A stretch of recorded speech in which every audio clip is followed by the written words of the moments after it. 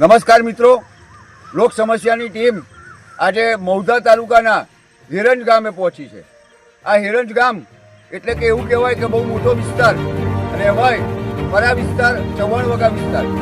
આ વિસ્તારમાંથી અસંખ્ય બાળકો શાળાએ ભણવા જાય, અસંખ્ય પશુપાલકો ડેરીએ દૂધ ભરવા જાય અને આપણે જોઈ રહ્યા છીએ તે પ્રમાણે આ બહેનો પોતાના ઘરના કામ માટે ગામમાં જાય, પરંતુ કમનસીબી એ છે કે આ વિસ્તારની અંદરથી ગામમાં જવા માટેનો ફક્ત એકમાત્ર રોડ છે, જે રોડ ન કહેવાય પરંતુ નાર, અને નાર તો ઠીક પણ ચોમાસાના પ્રથમ વરસાદે જ આપણે પાછળ જોઈ રહ્યા છીએ એ પ્રમાણે આ નાળની અંદર પાણી ભરાઈ ગયું છે।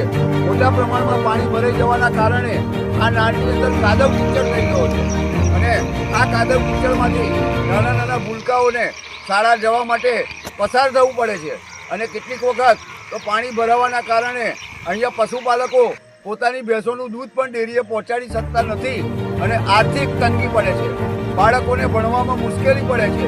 વારંવાર આ વિસ્તારના લોકોએ પંચાયતના સરપંચે રજૂઆત કરી, પરંતુ આજ દિન સુધી કોઈ કાર્યવાહી ન થતા ગામના જાગૃત નવયુવાન દ્વારા આ બાબતે પોતાના ઇન્સ્ટાગ્રામ અને ફેસબુક પર એક વિડીયો જાહેર કરવામાં આવ્યો કે જે વિડીયોથી આ વિસ્તારની સમસ્યાને ઉજાગર કરવામાં આવી। આપણે એ વિડીયોને જોઈશું।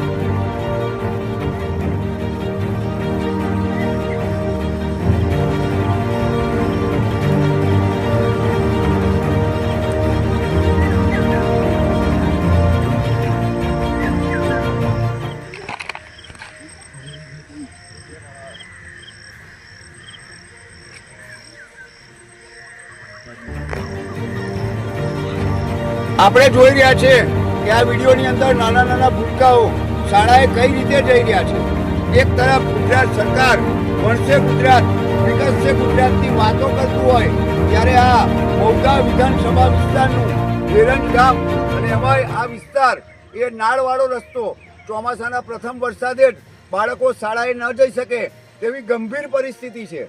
આ પરિસ્થિતિના નિવારણ માટે વિડીયો જાહેર કર્યા બાદ મૌધા વિધાનસભાના ધારાસભ્ય અને હાલના મંત્રી શ્રી સંજયસિંહ મૈડાને પણ આ વિસ્તારના નાગરિકોએ ફોન પર રજૂઆત કર્યા બાદ તેઓએ રસ્તો બનાવવાનું આશ્વાસન આપ્યું, પરંતુ આજે પણ આ રસ્તો એવો ને એવો છે।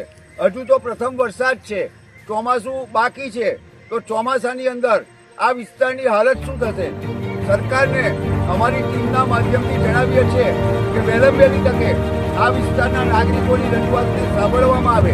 સરકારના જે તે સત્તાતંત્ર દ્વારા તાત્કાલિક આ વિસ્તારની અંદરથી અવર જવર ગામમાં થઈ શકે, શાળાએ બાળકો જઈ શકે અને ખાસ કરીને ગુજરાત સરકાર જો એવું કહેતી હોય કે છેવાડાના માનવીને આરોગ્ય સુવિધાઓ પહોંચાડીએ છે, તો અહીં તો 108 શું પણ નાની એમ્બ્યુલન્સ પણ આવી શકે એવી હાલત નથી।